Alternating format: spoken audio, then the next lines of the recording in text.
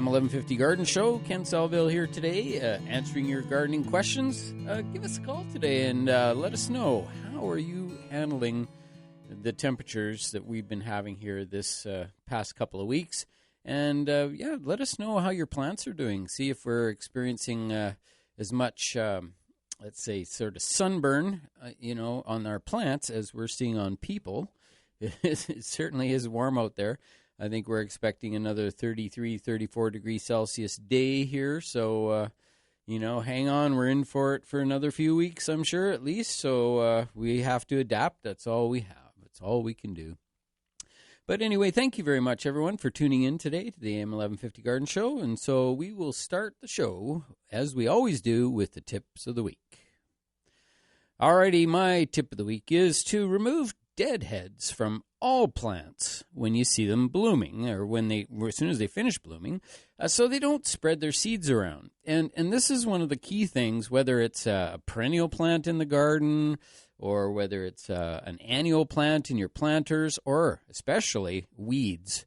And so it's funny that you deadhead your perennials and things. It helps to keep them blooming, but it also prevents them from spreading around and seeding everywhere. Well, if you don't have time to pull your weeds, at very least, deadhead them and get rid of those seed heads. Get them down into the bottom of a bucket where you can, where they can go ahead and bloom if they want, but at least they're down in the bottom of a bucket. There you go. That's my tip. And my plant of the week this week is basil. And this particular plant is really in its heyday right now. We're having a hot, dry summer, and that's really what basil seems to like. It is a tropical plant, and it originated, I think, from let's see, somewhere anywhere from Central Africa, I guess, up into Asia. But it's that's where it's native to. But it's an annual that just thrives in heat and warmth, and people have problems with it because they plant it too early. So that's the whole thing with basil. But it sure is having fun out there now. It's enjoying this really sunny, warm weather. So, all right, that's my tips and plants for this week. Remember to check growercoach.com.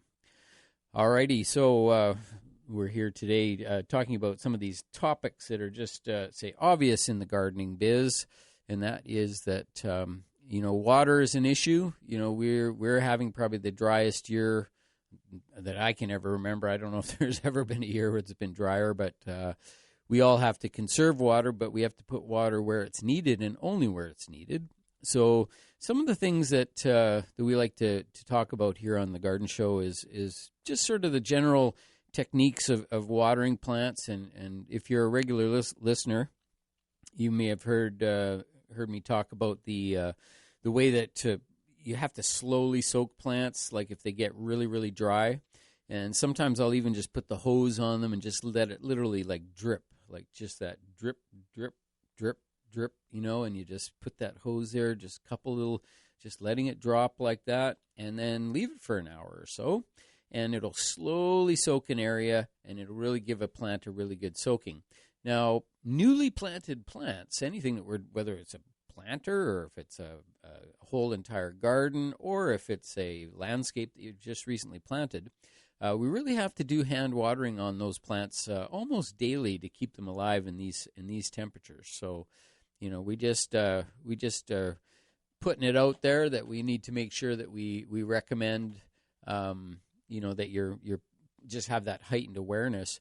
And so, newly planted plants really need your attention, but plants that are just in the landscape that have been there for years and years, they don't really need the water so much. They do need it, for sure, but the spacing between the waterings, so how often you water, can be greatly reduced. And that's just because these plants have been in the ground for sometimes 10 or 20 years, and the roots are well established, and they've rooted out everywhere, and they've found ways to find their own water. And that's the type of plant that maybe once every couple of weeks you can give it a little extra by hand. But most of those older plants really don't need much for water supply, especially species like junipers. A lot of the juniper families, they don't even really need water. They're so drought tolerant. And if you've grown them for years and years, you've got a big juniper bank. They're those big old juniper banks. That's you don't really have to water those. So if you want to cut back a little bit on water, that's one thing you can do, is just shut down those big old juniper banks, because they are tough as nails and they actually like it to be dry in the summertime. So there you go. That's an additional tip for today. But again, we do invite your calls, 862-2525, to get through to me today, and we'll do our best here to answer your gardening questions and to again, just to chat. These temperatures have been causing a lot of issues with plants. You know, I was just doing a training session with some of my staff here in the past week, and we were showing off these different plants, how even though we had the same plant, let's say, in about 6 or 8 pots, and they're just these are actually a type of PG hydrangea. And this particular plant they're pretty tough normally, but any plant in a pot is going to be more susceptible to drought. And the general rule is if a plant is growing in a pot, you have to water it every single day, and sometimes more than once a day. And these plants, through the heat wave we had there about a week or so ago, that heat wave was really burning plants up, whether they were wet or dry. And that was something that, just as, again, a heightened awareness, is that no matter how much water we're giving those plants, they're still going to show heat stress. They're still going to get crispy leaves. They're still going to get sunburn on the leaves. The thing with plants is they can't go and run into a shady spot and sit there and wait for the heat to go. You know, they're stuck out there. So, you know, I think the tolerance for that, you know, just has to be relaxed. Remember that plants that do suffer some sunburn or some leaf scorch, they will drop those leaves eventually, or you can pinch the leaves off and they'll just regrow some new leaves. So just a normal part of the heat of summer and the normal part of when a heat wave hits. And, you know, interestingly enough, that when a heat wave like that hits, sometimes it's just not possible to keep the grass, your lawn, from browning out. It's just going to brown out. Again, the lawn doesn't have an option to chase the shade or anything. It's stuck out there.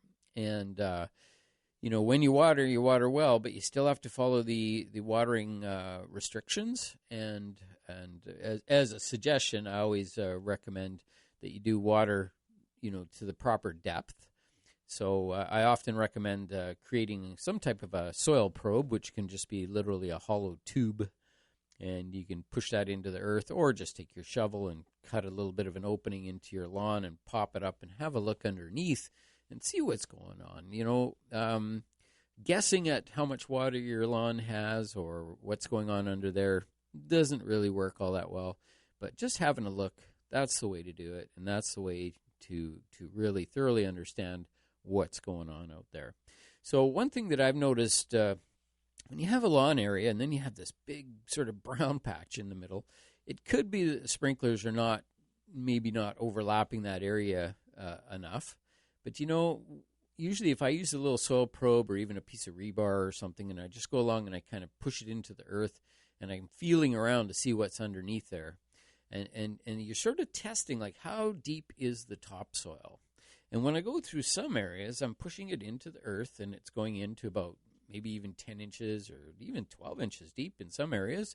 And it's, you know, that's a really good bit of knowledge there that, wow, I've got 12 inches of topsoil under my lawn. And then you'll go along, and as you approach these dry spots, you might find that 12 inches quickly turns into 3 inches and turns into 2 inches and sometimes only 1.5 inches, and you'll be hitting hard gravel or hard compacted soil. And when you hit that, you know what the problem is. It has nothing to do with irrigation or anything. It's just the poor little plants. They just don't have any soil to root into. And if you don't have decent depth of topsoil, well, then you don't have that reservoir of moisture to last between waterings. So this is why when you install a lawn in the first place, you want to make sure you have a nice deep topsoil to start with, because it does act as a reservoir. It doesn't have to, you know, keep it alive for a month, but it has to keep it alive at least between the waterings.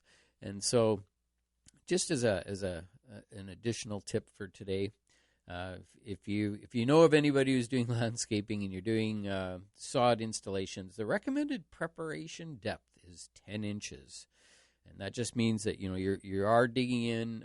You can put 3 inches or 4 inches of really nice topsoil on the top, but then you need to sort of either rototill it in or something and prepare that upper layer of soil so that it can hold moisture. So there you go, another landscaping tip for you. And thanks again for everybody tuning in today. We should have a great show today, and it really involves your calls. So give us a call, 862-2525, to get through to me today. And we'll be back right after these messages with more AM 1150 Garden Show.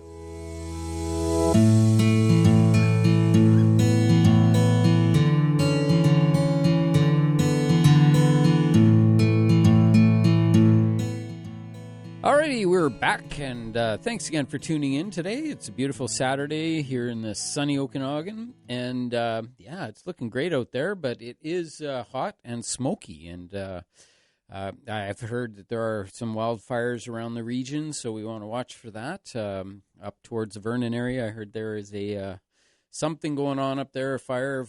So if you want to check in with friends, neighbors, people that you know, and make sure they're safe, I'm sure that's perfectly acceptable. The weather's been good. The lake is warming up, and the gardens are growing. And this is something that, for me, our vegetable garden's been really, really great. And the basil I was talking about was my plant of the week. Is just it's just flourishing right now. It was slow to establish. We really don't plant the basil out until we get into June. The basil is just not happy with temperatures that are at all cool. They need to go outside in June. So, like, if I was going to seed basil, I probably wouldn't even seed it until I'm into May. And so I'd grow it indoors, maybe, and get it germinating and get it under grow light and get it up and going there. And then, definitely something that you have to really watch as far as the basil goes is that it needs to have bright, bright light and constant warmth, and especially at night.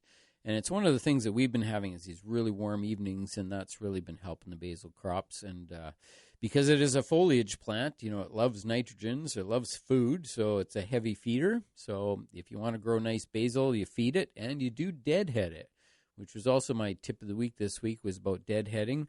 And with basil, you just pinch out those flowers as they come on, and that helps to encourage the plant to bush up, and it keeps the foliage looking great. And it's just a fabulous plant. So we usually look at harvesting of basil once we get into August. We can usually be doing pretty well with it.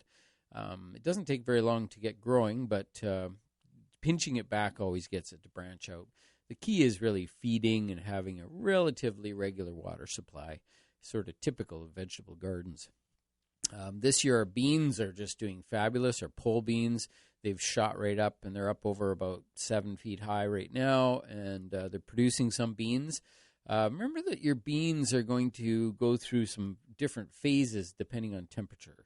And so when it does get hot, it depends on the variety as well, is that you will find that sometimes those the beans in hotter temperatures, they may not flower as much. They may start to produce flower buds, but the buds just don't come through to fruition. But as soon as the nights cool off a little bit, and sort of this change happens, especially once you get into August, we still have hot days, but the nights start to cool down a bit, and definitely that triggers those plants to really get into bloom and really start producing. So what I've found is that the bottom part of the plant has been producing quite nicely, and the top part has grown like crazy, and just haven't seen a whole lot of flowers on those yet.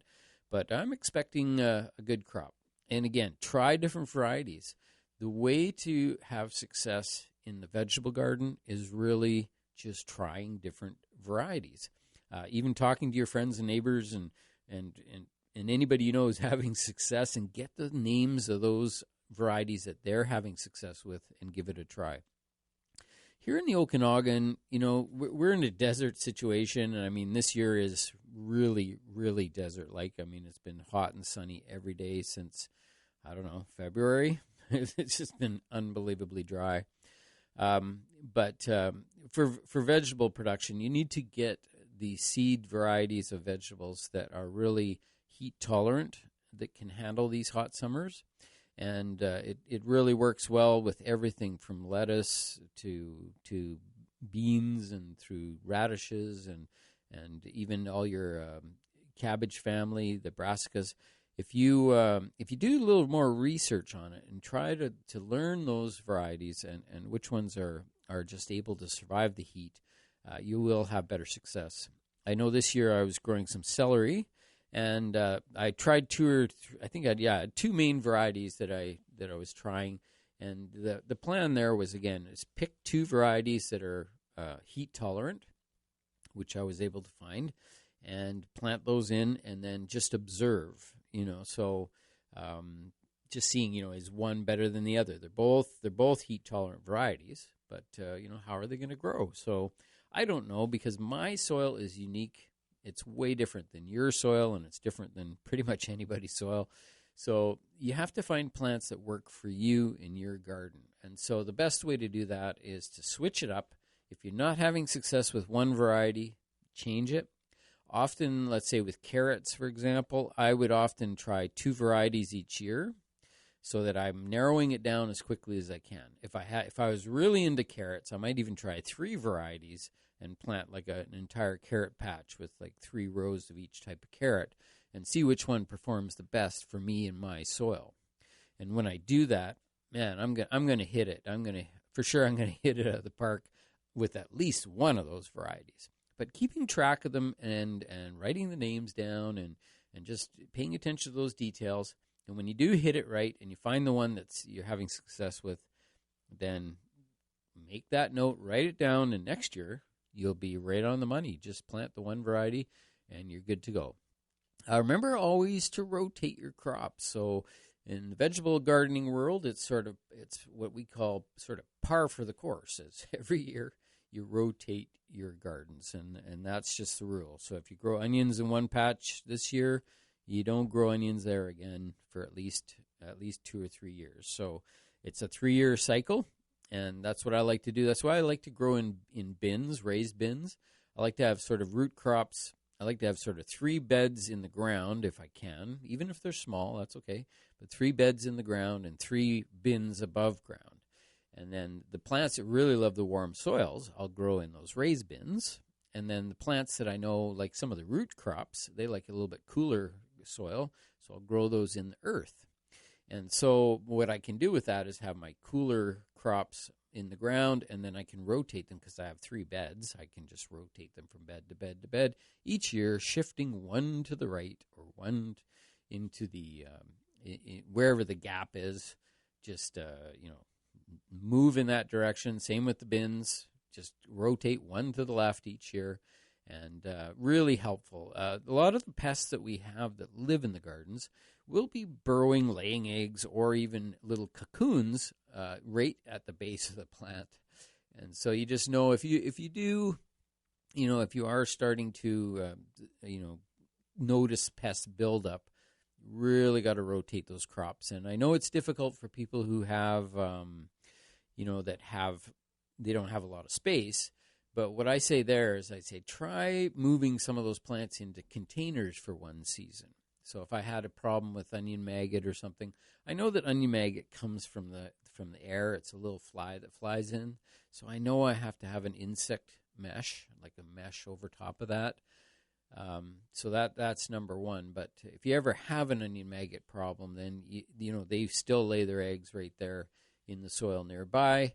And so you do have to rotate those crops. That's the way it goes. But it's really fun. I'm finding this year is a great year for vegetable gardening. Still some issues that are popping up as far as the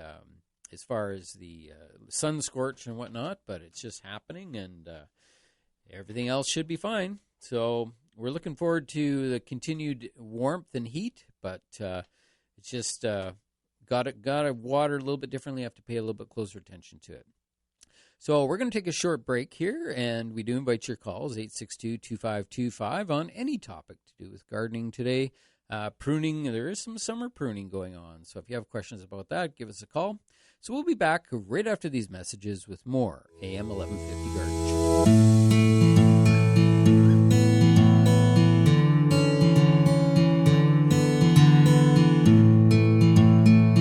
Alrighty, we we are back. Ken Salvail here today, and we are talking about gardening, and we do have some callers calling in, and you can be a caller too. Just call 862-2525, and you can get through to us today. And we have Phil on line one. Good morning, Phil. Good morning. Can you hear me okay? Yeah, can hear you fine, yeah. Yes, thanks for taking my call. I was just calling about good old cucumbers. I have cucumbers in this year. Mm-hmm. I have them in pots.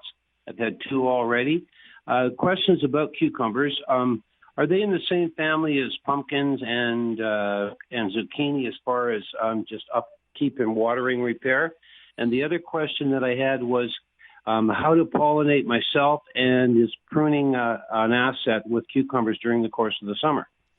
Right. Yes. Well, they are. The answer to your question is they are part of the same family, and they do have the same sort of requirements, which is just really bright light, relatively regular food supply, but consistent watering is the key to success and having nice sweet fruits. And so, what was your second question? I'm sorry, I was distracted there. That's okay. I was just a couple. It was one, how to pollinate. Like they're getting pollinated. There's obviously the little gaffers are around to pollinate them. Yeah. But I've manually pollinated the pumpkins and anyway, can I do that with cucumbers? They're just so small. Yes, you can. The key with that is that with both this whole family, what they do is when they start sending out runners and creepers, they'll send out their shoots and they start growing along. And the first flowers that open are always the male flowers. Okay. And that's to encourage the insects to start coming around and collecting pollen, right? And so they do that first. So what you really have to do is sort of look to identify the female flowers when they come on. And the female flowers are usually a little bigger, and they'll have different parts, like more like a pistil in the middle of the flower where you can pollinate. You can put the pollen on. And so it's one of these things you got to make sure that you're finding the male flowers, which will be closer to the base of the plant sort of thing. And you'll get the pollen onto your Q-tip or toothbrush or whatever it is you'd like to use, a little paintbrush sometimes. And then you can go out and you'll find those bigger, a little bit nicer looking flowers will be the female flowers, and you'll want to pollinate those ones. So it's part of the thing is that first you get all male flowers. So it really doesn't matter how much pollinating you do. You really don't get any more fruit. But also, look at the base of the flower, and you will see like a little miniature fruit there. So whatever the fruit is, whether it's, pick your squash or whatever, and you'll see a little miniature one there. You'll know that's a female. And if there are cucumbers there, that doesn't necessarily, the little gaffers, that doesn't necessarily mean that they're going to grow big, because they may just be started, but unless that little one's pollinated, they'll just die off like the zucchinis do sometimes. Yes, yeah. But remember with the zucchinis especially, they're so fast growing that they often suffer from that calcium deficiency. So we have to spritz the baby zucchinis and cucumbers with a calcium water. And how you do that is you can buy what's called food grade calcium. Or you can also just buy they've got vitamins that you can buy in the store that say they're calcium tablets. And that's what you want, food grade. And you just crush them up, dissolve them in the water, and then you spritz it right onto the fruit itself. It works great for tomatoes, cucumbers, and zucchinis especially. And that's what happens is that fruit starts to go, and then it just disintegrates. So right onto the flower itself. Yeah, you bet. Well, right onto the fruit as soon as that fruit starts to form a little bit. Okay, right on the fruit. But it certainly doesn't hurt to spritz it onto the plant, because remember, the plant's having a hard time taking up calcium from the roots. So when you spray it right onto the leaves, they absorb it through the leaves, and they can recirculate it and use it where they need it. Okay, very well. And as pruning, just a last quick question. Yep. Somebody else called in here. Pruning, what is the deal there? Is there any way I can get my production up by pruning once it gets growing? Well, it's a little difficult because as the vine grows, and once it's got ample male flowers, then it starts to produce female flowers.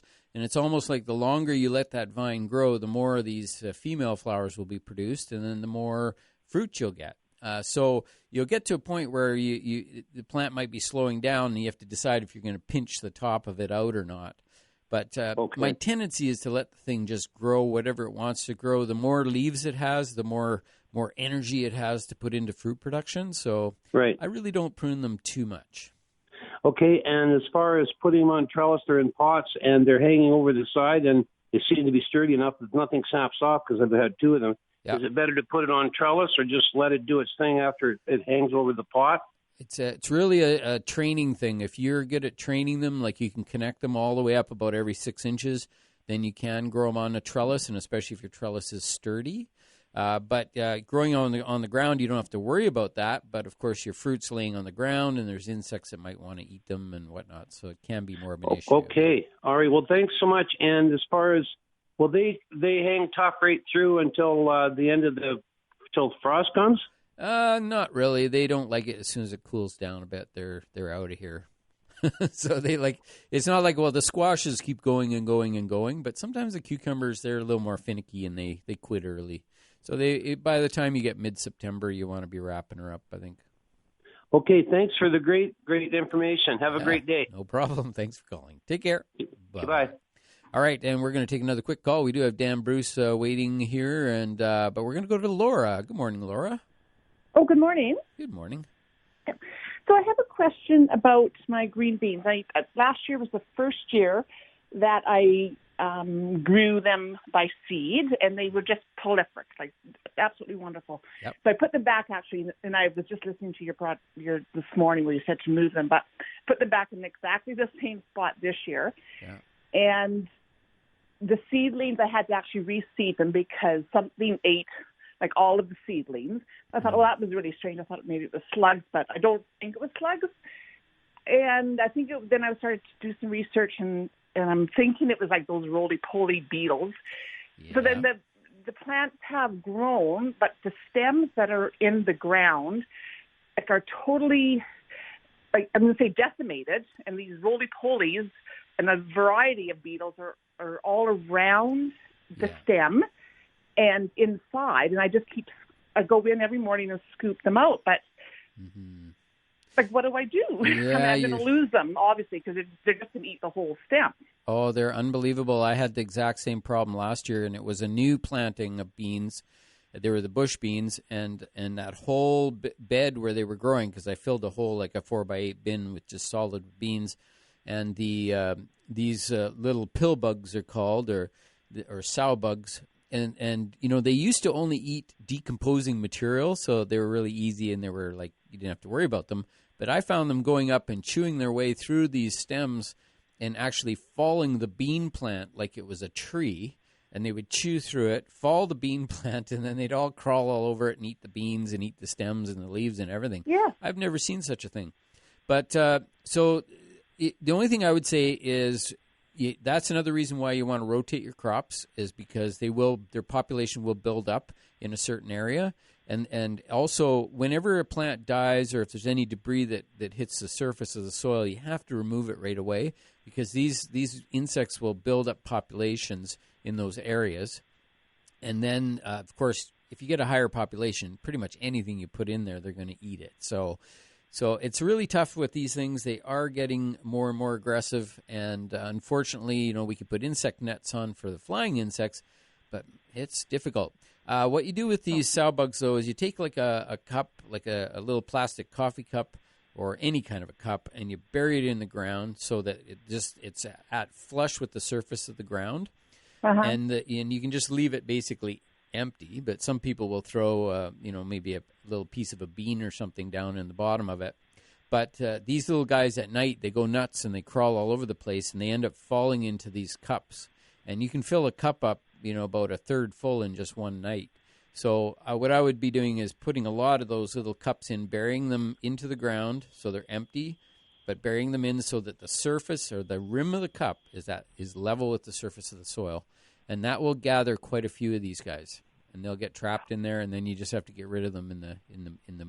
Oh, okay. So instead of me scooping out every morning with a spoon, yeah, or you could what I've been doing is just putting them into a plastic cup, and they can't get out of it. And so I'm just kind of watching them dry up. Some people put a little blob of vegetable oil in there or something just to help speed up the process. So they do. Because then I was reading like on the different Facebook groups, gardening groups, and they said, they're all they do is kind of eat and they're good because they eat the decaying but So I don't know whether they were the first ones to decimate my green beans or whether it was after the fact. You know what I mean? Yeah, the number one thing that gets your beans is the climbing cutworms. And they climb up the stem and they chew the stem and they'll take big notches out of the stem. And then they'll also cut off leaves and drop them to the ground. And sometimes they cut the whole plant off and it falls. So like with pole beans, we'll often take, a little plastic cup, like a plastic beer mug or beer cup, and we cut the bottom out of it and we push it into the earth so it sticks up about 2 inches. And then we'll plant our beans inside of that. And it keeps all these little guys away from the stems of the plant. Now, I've never done that for the bush beans, but, I'm starting to think I might want to. Oh, okay. And I haven't, I don't even know what a cutworm, I haven't seen any worms around. Yeah, you just don't see all them. These beetles, and I just couldn't believe it. They're masters.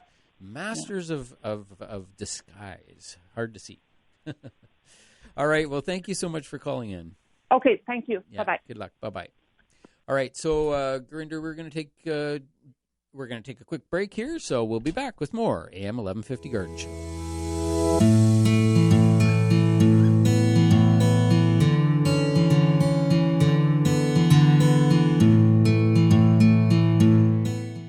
Alrighty, we are back, and we do have our weekly caller coming in here. Calling in, it's Dan Bruce is on the line. Good morning, Dan. Good morning, Ken. How are you today? Well, alive and well. Fabulous. And you've got a continued topic for us today. Well, we spoke last week about potatoes, which everybody in the world knows about. Mm-hmm. And I thought this week we could go to something that is quite widespread. It is also essentially a gift of the Incas and their predecessors in Peru, and it concerns Coca-Cola. Oh, interesting. So many people end up with French fries and a Coke. Yes, absolutely. So a small tree that is native to the eastern Andes, not the highlands like the potato, but much lower down in the tropical rainforest, Erythroxylum coca. Ooh. Cultivated extensively by the Incas, who used the leaves as a form of stimulant, tonic, pepper-upper, strengthener. The leaves were collected, dried, pounded into powder, and that way they could be preserved for any length of time if kept dry. Many of the civilizations in Peru used this stuff regularly, and it was known to cut down on your thirst, increase your strength, cut down on hunger, all that good stuff. In the 19th century, the French developed a wine using this as one of the ingredients, a tonic wine, Mariani wine. And in the late 19th century, it was included in the contents of the ingredients of Coca-Cola, which today are supposedly a closely guarded secret. And up until about 1903, 1904, yes, coca leaves, the extract of coca leaves was indeed in there, but not since, because the same plant is the source of the narcotic drug cocaine. That does not mean by any stretch of the imagination that the Incas were addicted to cocaine, because chewing the leaves is one thing, but refining the essential drug is quite a different matter. Mm-hmm. Wow.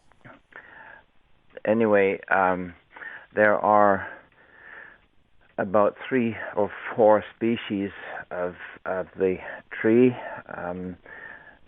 Erythroxylum coca is the main one, and it would appear that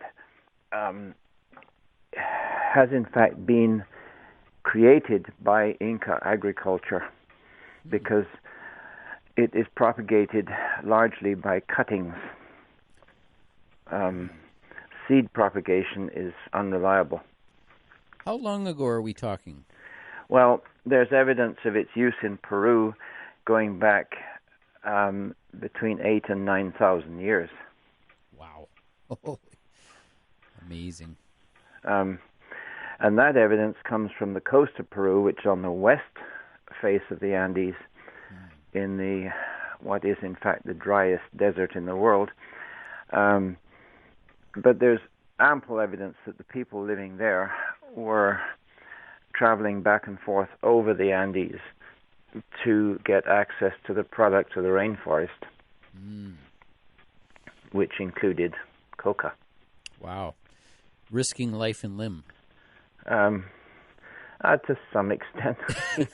Yes. Sort of. You didn't want to go sideways right up in the high Andes. Mm.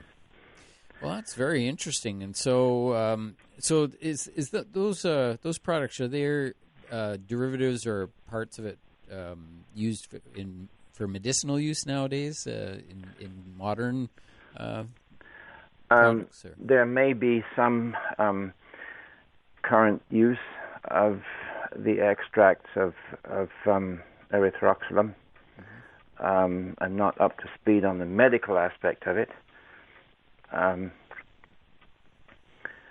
but it certainly has had a long history as far as a energizer and tonic is concerned. Mm-hmm. And yes, the coca, in the name Coca-Cola, that's where it comes from, and it certainly was originally in the drink. Mm-hmm. Kept people coming back for more, I guess. Oh yeah. So when Coca-Cola was first marketed, it was advertised in and amongst the patent medicines. Oh yeah. So that was quite early in the process, because as far as I knew, the whole soft drink thing started right about that time, wasn't it? That they became popular. It was because of the big World Fair or something, where it really took off. 1890s. Oh, okay. Yeah. Interesting. So they didn't have the well, I guess they probably didn't know what it was at the time. Is that basically, do you think, why they did it, or did they clearly knew what it was? Or?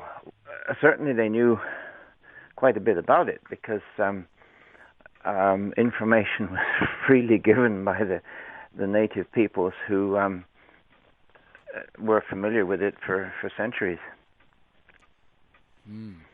Yes, I mean, there's no question about it. This particular little tree is the result of what you might call premeditated agricultural development on the part of native Peruvians. Isn't that fascinating? Yeah. Who would have thought they have, that technology or that foresight and intelligence, I guess, I don't know, in breeding plants, but I think they were right. That was a big part of their civilization, though. Well, don't ever underestimate the ingenuity of farmers. Exactly. True. All right, Dan. Well, that's awesome. That's a very cool topic today, and very interesting, and very major effect on the world. That's for sure. Well, Coca-Cola is literally everywhere, and that's where it started from. Next week, I thought we would do another perhaps lesser known plant which would take us into the business of the agriculture practiced by the ancient Maya. Very good. Well, but we'll deal with that next week. Awesome. Well, thanks, Dan. I really appreciate you calling in today, and very interesting topic as usual. We will do it again. Okay. Thanks, Dan. Take care. Bye now. Bye-bye. All righty. There you go, Dan Bruce, and just all these amazing topics that he comes up with each week, and it's been quite a fascinating process. And he always comes up with he's so knowledgeable, and it's just so cool to learn about these where different foodstuffs and whatnot came from. All right, so thanks again, everybody, for hanging in there. I know we got a few callers that are going to be calling back here right after the break, and thanks again for doing that. And for sure, we've got room, though, for sure, if you want to call in, 862-2525 to get through to us today. That's 250-862-2525. You can get through to us here on The Garden Show, and we'll do our best to answer your questions. Or if you just have some information about how your plants are doing through all this heat, it's always good to hear, and everybody benefits from hearing about that. Alrighty, that's that part of the show, and we're going to be back right after these messages with more AM 1150 Garden Show.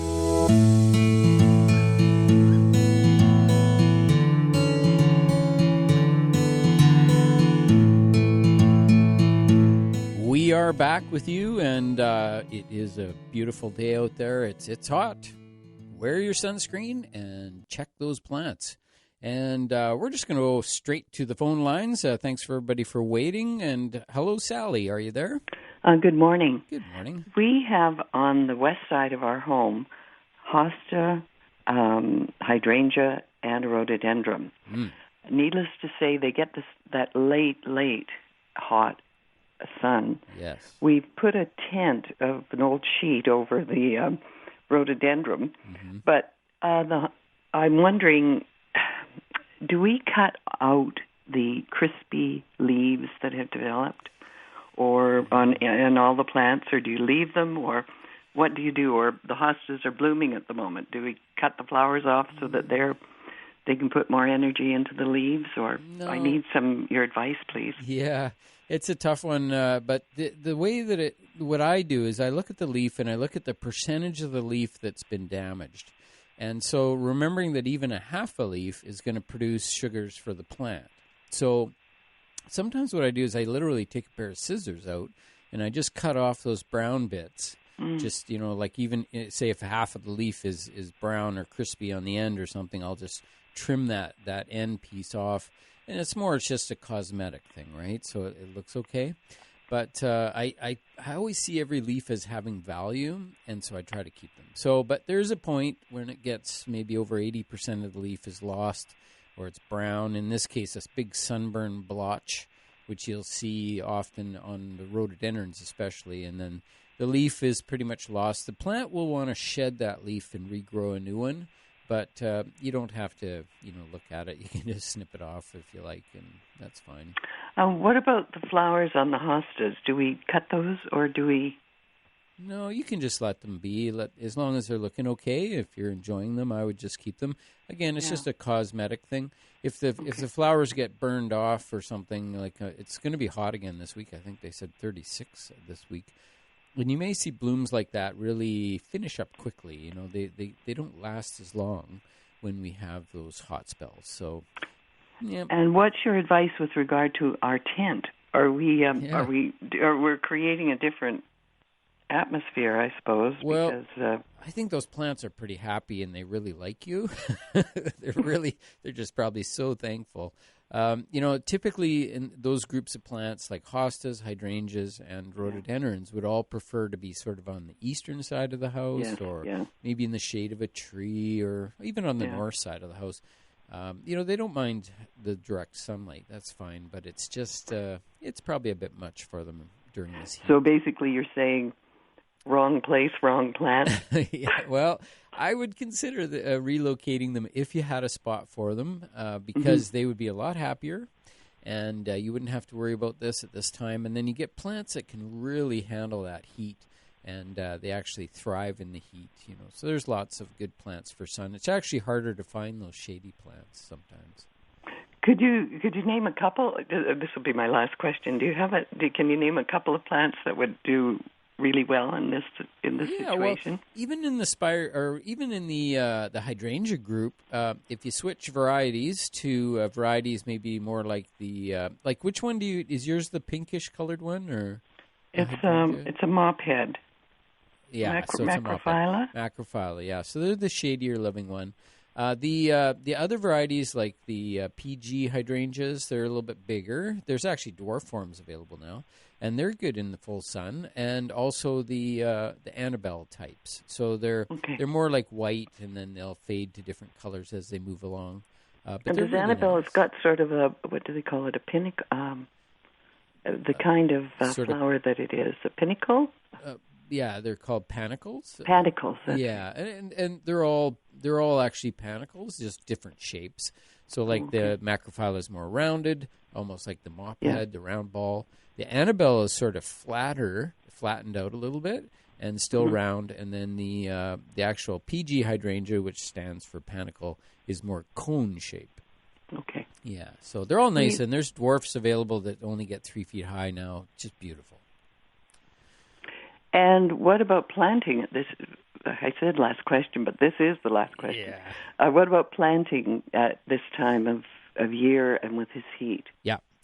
No, you can do it, but you have to water it every day. So that's the key. If you can go ahead and do your transplanting, but just give them water every day, probably about 3 weeks straight to get them to establish in this heat. Great. All right. Thank you very much for your help. Thanks for calling. Bye-bye. Take care. Yeah. Bye-bye. All righty. Are we going to go to Jack then? Good morning, Jack. How are you? Thanks for waiting. Good morning, Ken. Yes, thanks for taking my call. 2 questions. Number 1, I have nice green grass, and I want to keep it that way. When is it all right? Is it all right in this heat? Maybe a week or 10 days from now to give fertilizer, or is it not good to do it in the heat? Well, all I would do as far as that goes, I would say, yes, they love the food, so you can go ahead and feed. It's more of a time of day thing. I think I'd be doing it in the evening once the heat of the day is sort of done, and apply it then, and if you can, run the sprinklers to wash it in, and that just makes sure it settles down to where it needs to be, and then you're good to go. So what you said is do it in the cooler part of the day, and then water it well. Water it in, yeah, you bet. Okay. Good to go. Next question, Ken, is petunias. Yep. Ever since I went to Leavenworth 3 or 4 or 5 years ago, I don't know whether you've been there, but that's the petunia capital of, as well as other things of the world. They're just beautiful. Amazing. And, of course, we have our medians and our hanging baskets. Mm-hmm. So I've got a lot of baskets myself, both hanging and in pots. And they are well looked after. They're well fed. If it rains hard, if it's going to hail, if it's wind, and the heat, I got them on rollers, and they go under cover. Perfect. And they were absolutely spectacular. Excellent.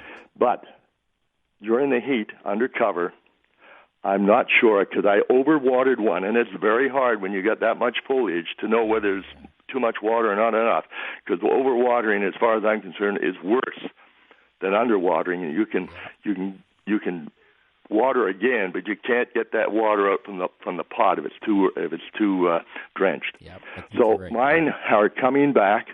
I'm just wondering whether I should cut them at the ends. They're looking pretty green. There's lots of buds coming. What should I do? Do you have a lot of dead stems, like no, stringiness, or it's pretty good, eh?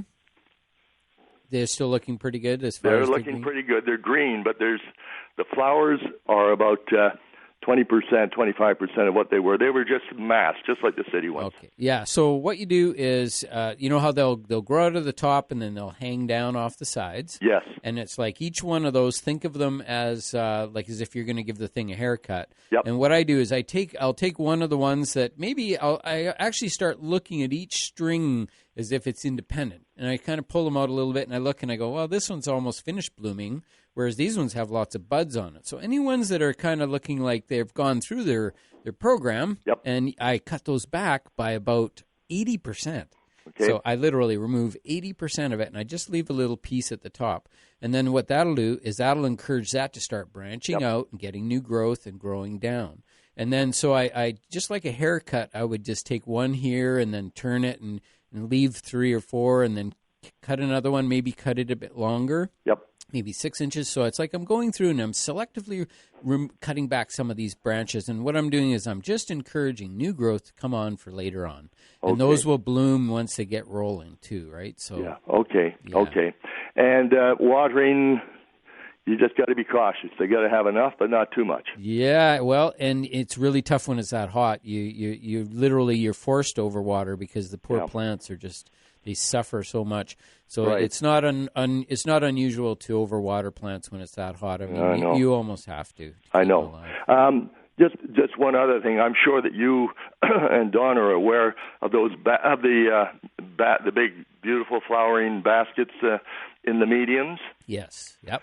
Those I happened to talk to a couple of the chaps who were doing some work up at the cemetery, and they are involved with this these hundreds of them throughout the city. Mm-hmm. And he told me, I said, how in the world do you water them? And you must be aware, they say they water them from underneath. They've got reservoirs underneath, and they just have to fill them every so often, then the plants suck it up. Yeah. Yeah, unbelievable. And some of them, they drive around with a big truck, and they have a wand hanging out the door, and the guy shoots it into each planter, and they fill those reservoirs. So they last, I think, about a week. I'm not sure. Yeah, they come around early in the morning, 3 or 4 or 5 in the morning, 2 o'clock sometimes. Right, wow. Very interesting. Yeah, what goes on at night? You'd never know. At night. Thanks, Ken. All right, thanks, Jack. Take care. Bye-bye. Yeah, bye-bye.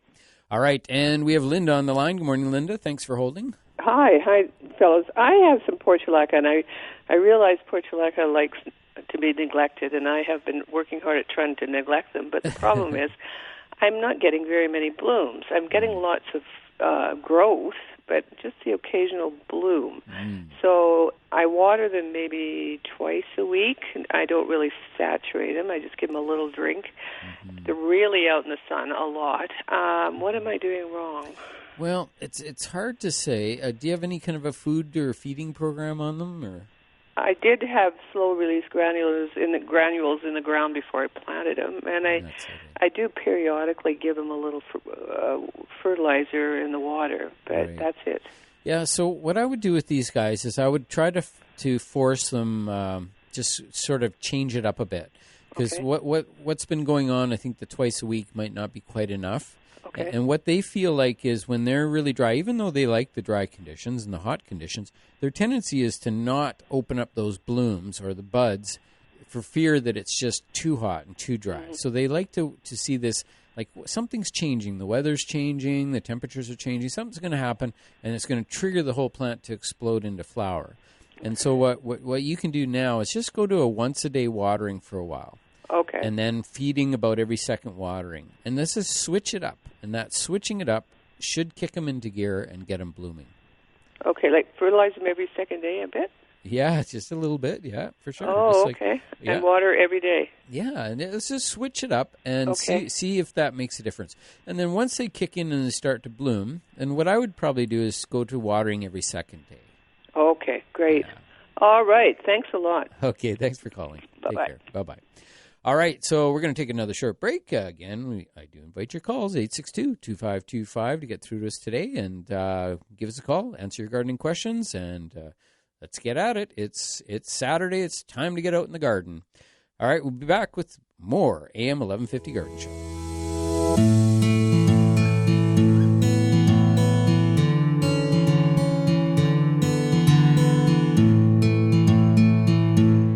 We are back with you, and it is a glorious Saturday morning.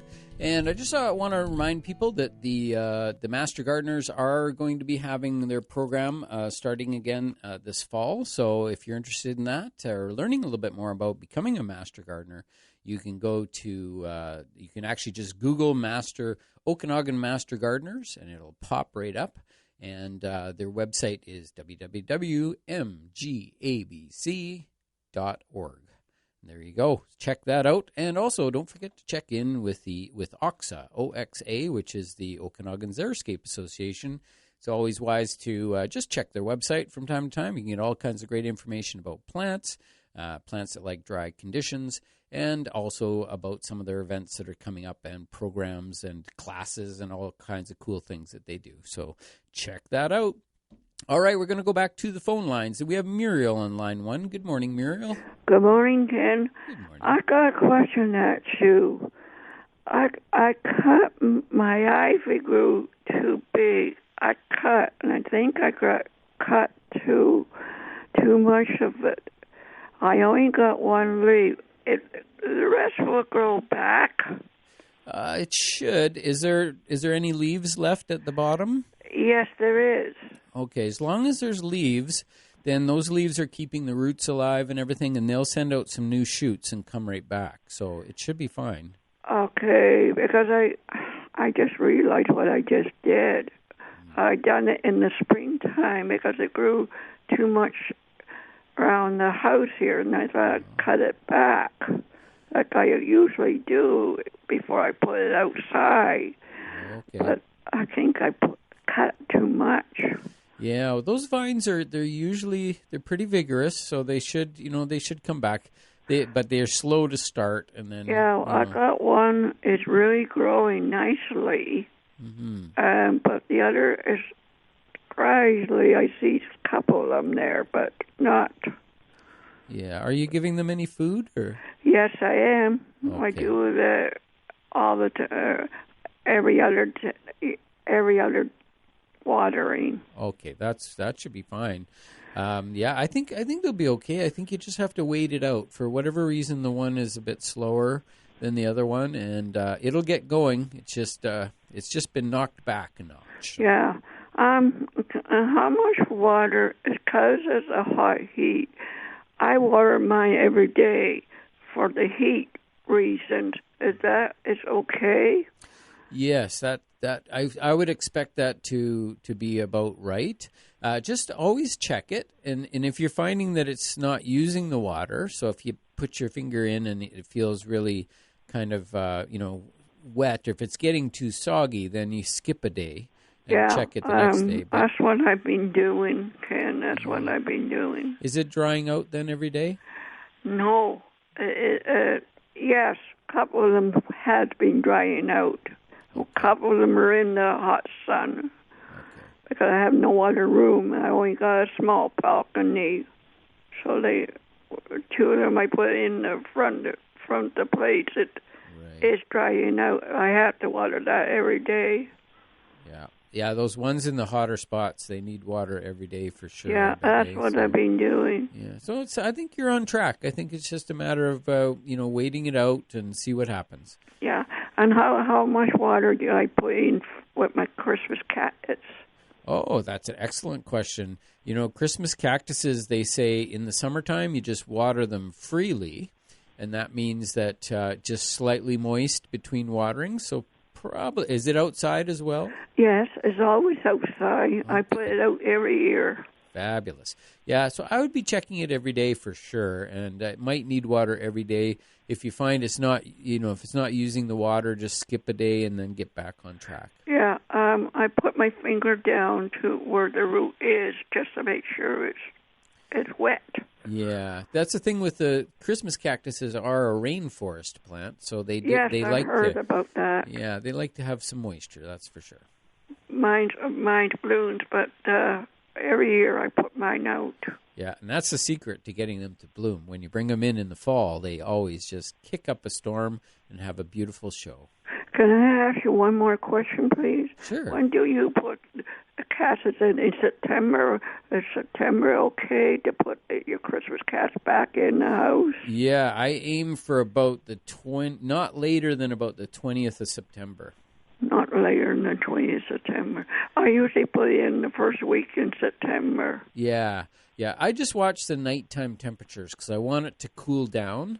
I want to make sure it's cool at night, but not freezing, of course, but down to about... of course not. Yeah, if it gets down to about 5 degrees at night, that's enough to trigger it to flower. Yeah, okay. Thank you very much. Okay. Have a good day, Kim. You too, Muriel. Take care. Take care. Yep, bye-bye. Bye-bye. All righty, and we're going to go on to Sophie. Good morning, Sophie. How are you? Hello, Sophie. Are you there? I have a question about my apricot tree. Oh, yes, yeah. It's got apricots on it all over, but they're green as can be. Yep. Are they ever going to ripen? Yes, they will. There are early, mid, and late season apricots, and some of them are very, very late. And so... Well, see, I've had this tree for many years, and last year by this time we were picking them. Oh, yeah. This year, I don't know what's happened to it, but... I wonder if it's because of the heat, The heat has triggered plants to sort of zoom ahead so fast. It's just triggering. Everything is blooming way earlier than normal. And I wonder if it's too much for those apricots. Pardon? I'm wondering if it's too much for the apricots. Is it in a moist area? Has it got moisture?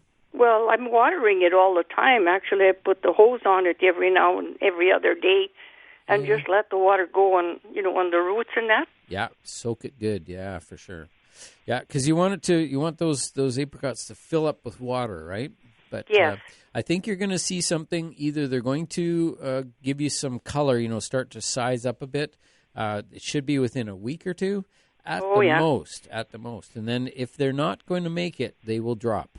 And they'll just suddenly just drop like rain. Oh, yeah. So, unfortunately, I'm hoping that that they'll come around for you. It's just really going to have to wait. Well, I sure hope so. I would like some. We had tons last year. And this year, I don't know what happened to the tree. We had it cut back quite a bit when the people come to prune them. Yeah, that's okay. Well, we had them cut back, the peach tree and the apricot tree, because they were getting too big. Yeah. Well, it's probably...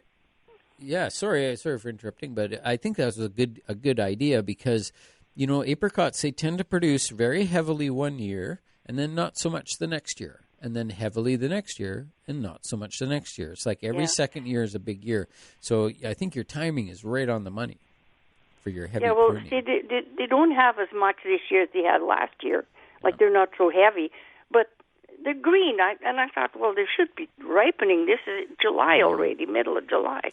Yeah, hard to say. It's all about weather. So let's tough it out. Maybe call us back in a week or so and just let us know how it's come through, because it's always interesting, for me and I'm sure for listeners to hear how these things progress. Yeah, okay, I'll do that. All right. Thank you so much. Thanks, Sophie. Take care. You're welcome. Yeah. Bye-bye. Bye-bye.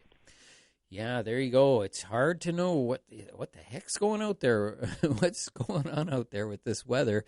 When it's hot, the plants, they react weirdly. When I was driving into the show this morning, I was noticing the trumpet vines are blooming like crazy. And, usually they don't flower until around the last week of July. And so I'm thinking, wow, those are 2 weeks ahead of normal schedule. And I think they were actually blooming last week, too. So come to think of it, I think they might be 3 weeks ahead. So, that just tells you that how much weather affects the plants. And as I mentioned off the top of the show, is they really can't run and hide from the heat. Sometimes they'll have a happy owner or somebody. They're lucky enough to have somebody who'll put a little umbrella out for them in the heat of the day. But the poor plants, they just have to suffer through. So that has all kinds of effects on them. In the case of the apricots, they have a big crop one year and a small crop the next year, and a big and a small and a big and a small. So, if you had a big crop last year, then you'd expect to have a small crop this year. And I'm hoping that these apricots size up, and hopefully we'll hear back from Sophie and we'll figure that one out. Alrighty, well, thanks again for everyone who's calling in, and we definitely have some room on the switchboard now. If you have any other questions, 250-862-2525 to get through to us today, so give us a call, and we'll answer your gardening questions, and we'll be back right after these messages with more AM 1150 Garden.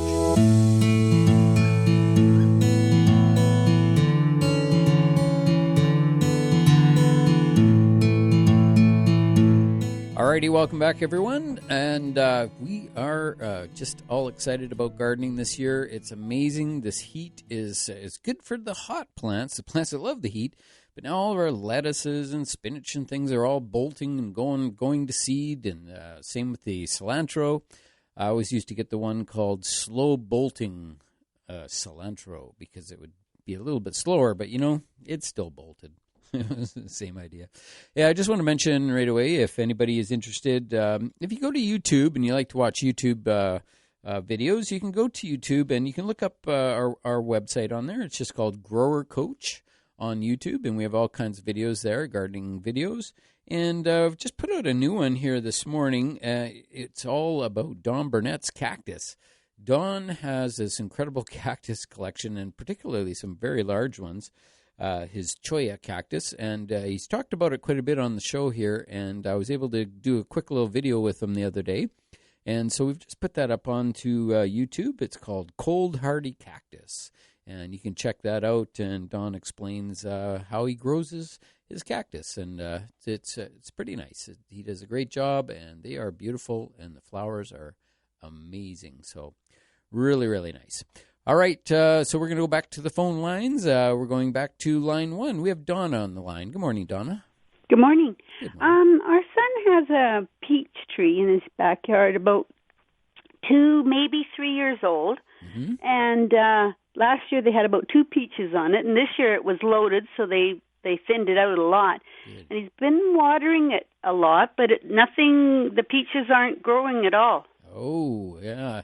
It sounds like this similar syndrome that Sophie was talking about, that her apricots were not sizing up. It's hard to say. The one thing with peaches is that there's quite a variety. The early peaches are almost ready right now. I think they come ready about the middle of July. And the late ones, though, the later varieties don't come ready until literally the end of September. So, I wonder, well, maybe, because the peaches are like, they're not much bigger than a golf ball sort of thing. Oh, yeah, well, they might still size up. I can't remember when they did actually get some. Yeah.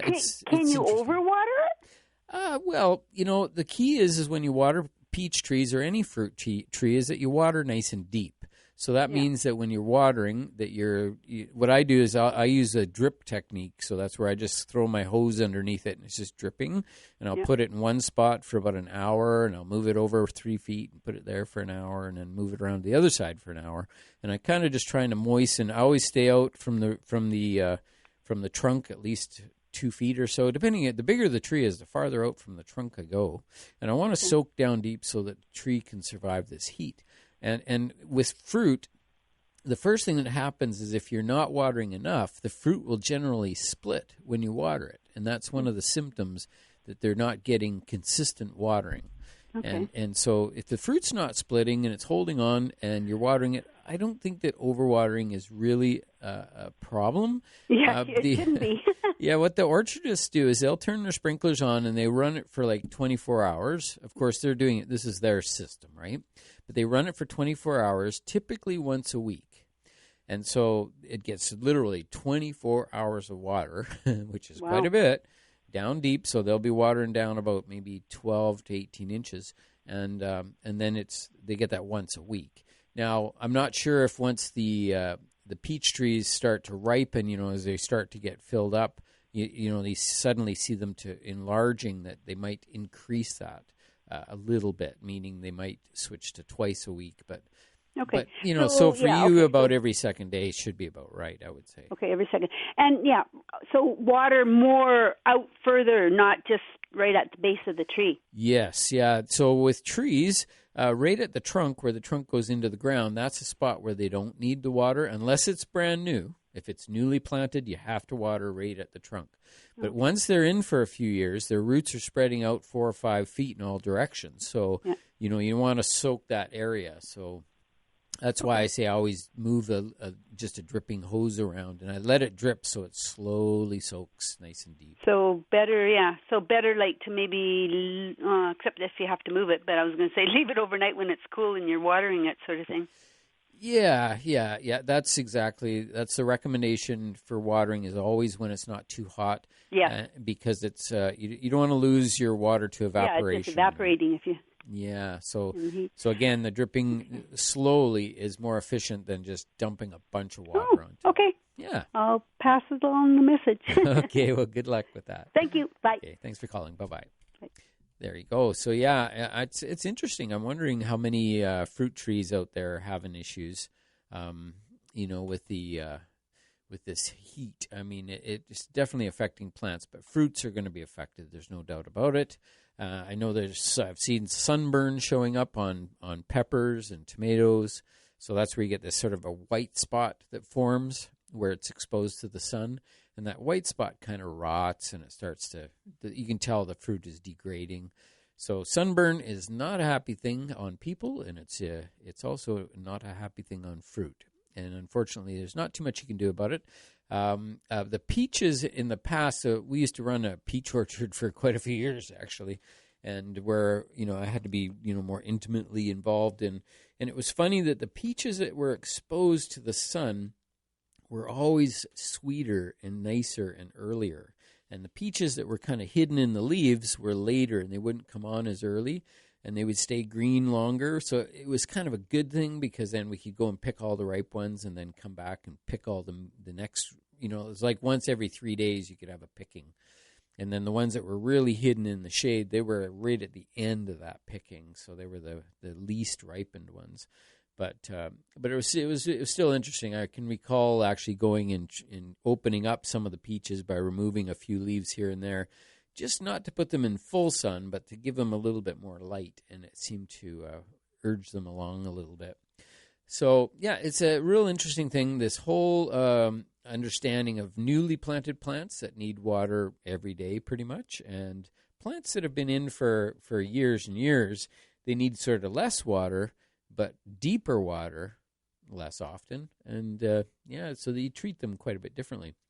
And plants, like I mentioned off the top of the show, like sometimes the junipers and that sort of thing, they're drought tolerant to begin with. And if they've been around for years and years, there's really no point in watering them at all. They really don't need the water.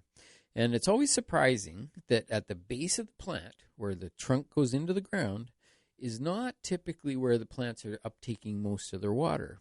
The plants will usually take in most of their water somewhere around the drip line of the plant, which is the outer part, so the width of a tree, the farthest out edges of where the leaves are, that's where they'll uptake a lot of their water, most of their water.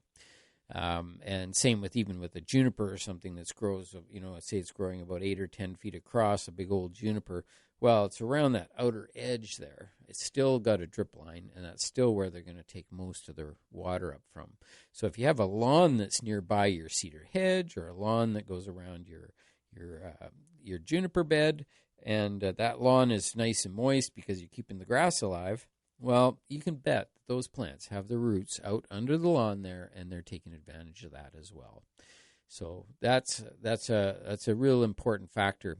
I often say to people, I always say, just think about it. When you're out walking in the park, and it's all of a sudden there's a bit of a storm, and it starts to rain, and so you go stand underneath the tree for a while just to get out of the rain and let the rain pass. And it's kind of telling you something, that tree is got a strategy there to keep itself dry under the tree. And it's taking all the rain that's hitting the leaves, are bouncing from leaf to leaf to leaf to leaf, all the way out and dropping straight down at the drip line. That's why they call it the drip line. And it drops straight down, and there's specialized roots sitting right at the surface there to grab that water. So that's where they want the water. And underneath the tree, around the trunk, is I think of it as their breathing hole. That's where they breathe oxygen. So you don't really want to be flooding that with water, because that's where they breathe from. That's where the oxygen comes into the soil.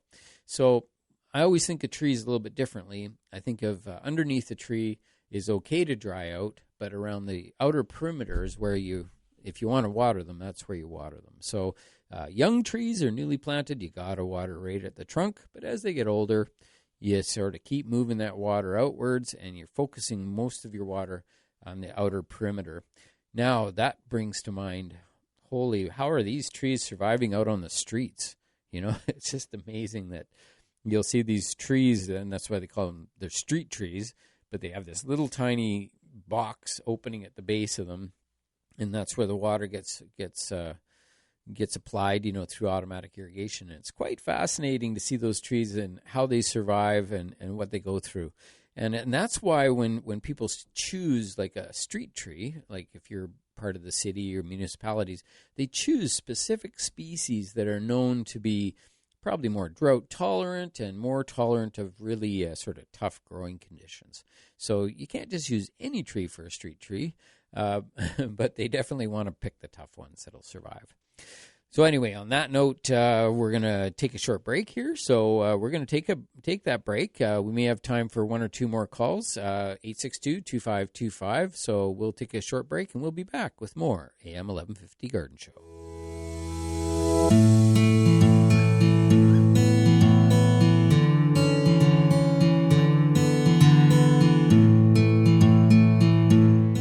Alrighty, welcome back, everyone. And we're going right back to the phone lines. We have Pierce on line 1. Good morning, Pierce. Good morning. How are you, Ken? I have a quick question for you about my cherry tree. Sure. And cherry tree and worms in the cherries.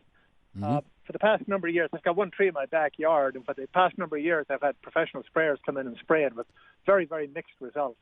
Right. This year, I went to Buckerfeld, and they suggested I try malathion on it because that's the only spray I could get. I used the malathion, and I have a 100% success rate. I have no worms in the cherries. Is it because there are not many worms in cherries this year, or do you think my malathion is working? Well, I hate to say it, but did you applied it yourself, though, right? Oh, I did, yeah. Yeah, so do you think maybe you did a better job than they did? I did a better job, and I also got it there at the right time every time. I did it 3 times. Well, that's the thing. Like I know that we have to use these services because they do a great job, and they run by a clock. They're going to be there. But the thing is that there's some room for error in there, and that they have such a big schedule, and there's so many places they have to do that sometimes they just miss, and they're not in the right spot at the right time. Whereas as a homeowner, you can do it when you need to do it and take care of it, right? And is malathion a good product to put on the cherries then? Well, it is recommended. I suggest that when you use like that's sort of one of the older style pesticides, I would just suggest doing a little bit of research on it, always being up to date with what the latest information is on those. And from my understanding is they're saying that as long as you're buying new product, that it's okay. But anybody who has old malathion that's in their storage areas, that they recommend taking it in and handing it in through the pesticide collection program that they have, and find out more about that. But the old product becomes quite toxic and poisonous to everybody, so you can't keep it for a long time. Only lasts for 1 year, that's it. Okay, wonderful. Well, listen, I really appreciate your help because, all the cherries on the sun side of my tree are just frazzled with that heat wave we had. Yeah. But the ones on the other side are excellent, very good cherries, and not a worm in sight this year. So I'm very pleased. Sounds great. And remember to follow that cycle. That typically what you do is as soon as you see the cherry starting to get just the slightest little blush of pink, that's when you hit it, and then you follow the label recommendations. They'll often say repeat it every 7 days or something. Every 7 days, and then leave 7 days before you eat the fruit and wash it well. Yep, you betcha. Yeah. Hey, thanks, Jen. Appreciate the help. Okay, thanks, Pierce. Yep, take care. Bye-bye. Bye. Alrighty, we'll go back to the phone lines, and we have Teresa on the line. Good morning, Teresa. Good morning, Ken. Good morning. Thanks for taking my call. Mm-hmm. I've got two quick questions. I've got the garden, and I've got some cucumbers and tomato plants and beet plants and stuff. And greenery, the leaves and everything is growing just fine. But it's flowering very little. And if it does flower, the flowers just fall off. Like, what can I do to fix this problem? To help it, eh? On which plants are the flowers falling off? Just the beans? Yeah, especially the cucumbers and the tomatoes. Okay. So what happens with those is sometimes the flowers that they produce will drop, especially if they're sort of the earliest ones that come on. And like say with with the cucumbers especially, they'll send out some of these all male flowers, so there's no female flowers, so they're not going to be producing fruit from those. So the male flowers will drop, and so you're wondering, well, how come it's not producing any fruit, and they just dropped. So that's sort of part of that sort of natural process. So again, it's just sort of waiting it through until the female flowers really start to being produced. And then all of a sudden you'll start getting some fruit. But on the other plants, like the beans, they will drop because of the heat sometimes. They'll just shed some of the flowers, and they're waiting for a little bit of a cool spell, and then all of a sudden they'll start to produce really well. Mm-hmm. And then with the tomato plants, if you get a truss of fruit, and when the fruit is produced, the little flowers that open on the truss, often the very first ones that are produced may drop or fall, and then the ones sort of towards the end of the truss might set. But what are you noticing? Yeah, well, I try to, pollinate them myself. Mm-hmm. And when I do, I just touch them, and the flower just falls off. Oh, okay. So it seems to have, the foliage is great. Mm. So it's probably getting too much nitrogen, and I was thinking what can I do to amend that? Well, it would produce more flowers. Yeah. Do you use a fertilizer right now? Do you ever use the 15-30-15 water soluble fertilizers? No. Yeah, that's really one of the best ones, because I don't know. You've listened to the show over the years, and you may have heard. Yes. Yeah, you may have heard us talking about how boron is deficient in the Okanagan. And so boron is one of these nutrients that you have to be very careful with, because any amount of boron that exceeds really micro amounts can be quite toxic to plants. But yet, if they don't have it in tiny, tiny quantities, the plant can't produce any fruit, and it'll often shed its flowers. So that's why we'll often recommend a water-soluble fertilizer, and something that's a 15-30-15 ratio. It doesn't really matter the company so much, but if it's water-soluble, so it's like the blue stuff, you mix it with water, and then you fertilize the plant with it. And you can even get some right on the leaves, like you can pour it over the plant. Mm-hmm. And then because these water-soluble fertilizers have all the nutrients in them, including boron, that you're kind of bypassing the roots and getting right through the leaves a bit, and that will help them set fruit, and it'll help the plant to actually produce better flowering and fruiting. So that would be a something you can try. So overwatering, I water them every day, and I think maybe I'm overwatering them, or what's going on, because the green, I'm repeating myself here. Yeah. The leaves are great. It's just growing leaves like crazy. Right. But it's just not blooming. Yeah, no, I don't think I don't think it's the overwatering. I think that you have to water regularly on all vegetable plants to keep them happy and to keep the fruit nice and sweet when the fruit does come. So they prefer a once a day watering, but I think you just got a little bit of a nutrient thing going on there, and I think if you could just let this go for 1 week, if there's a way you could, I'm not sure if you have any of that water soluble, even if you had 20-20-20 or something, you could try that. Any water soluble fertilizer, and get some of that onto the, mix it up in the water and put it over the whole plant. And then see what happens by next weekend, and see if it's making any difference. Maybe call us back then and see what's happening, if anything's progressing. Well, I can tell that some of it got sunburned. There were some little tomatoes. Oh, yeah. And they just turned white. Yes, that's sunburn. So they won't grow anymore. They should produce some new flowers. Depending on the variety, you should get some more blooms. So, but that white fruit, that's done. It's done. Cooked. Yeah. All right. Well, thanks for calling, Teresa. I really appreciate that. And maybe we'll talk to you next weekend. Oh, all righty. Okay, thanks again. And, on that note, we're going to go here and wrap up this show. So we're going to go right to the tips of the week.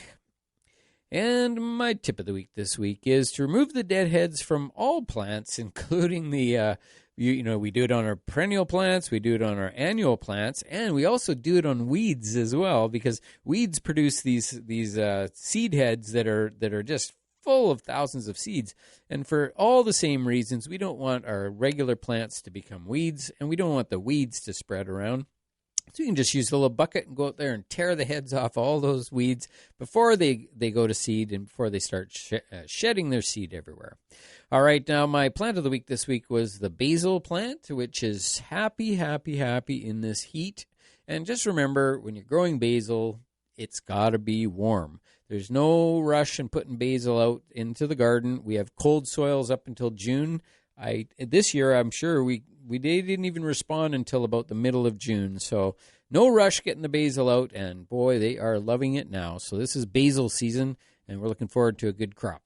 All right, that's our tips and plans for this week. Remember to check growercoach.com, and remember to check Grower Coach on YouTube. We have all kinds of videos there that are helpful for people in the garden and answering gardening questions and just searching out things. We often will be profiling plants. I do some pictures of my own garden. I have actually some videos there with Don Burnett and his greenhouse and that sort of thing.